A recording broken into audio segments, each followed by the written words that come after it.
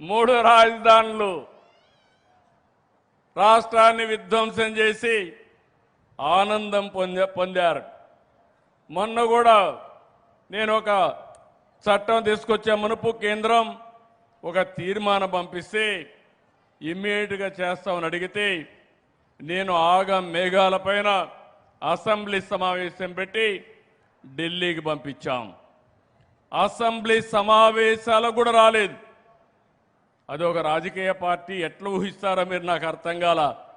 ఇంకా ఎవరైనా ఈ రాష్ట్రంలో వైఎస్ఆర్ కాంగ్రెస్ పార్టీ అని చెప్పుకోవాలంటే సిగ్గుపడాలి తప్ప అలాంటి పార్టీ వల్ల మనకు వచ్చే లాభం ఏమీ లేదని కూడా మరొకసారి విజ్ఞప్తి చేస్తున్నాను.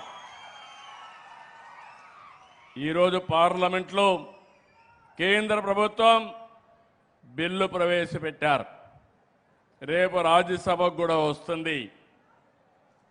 ఇంకా రాబోయే రోజుల్లో అమరావతిని ఇంచు కూడా కదిలించలేరు. అమరావతి ప్రజా రాజధాని, అవునా కాదా? ఆంధ్రప్రదేశ్ రాష్ట్రానికి ఏకైక రాజధాని అదే అమరావతి. అమరావతి రాజధాని వాళ్ళు గట్టిగా చప్పట్లు కొట్టి మీ హర్షాన్ని ఆమోదాన్ని తెలియజేయండి.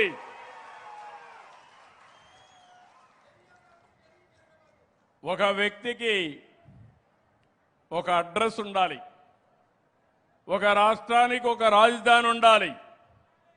అలాంటి రాజధానిని విధ్వంసం చేసి ఎడారి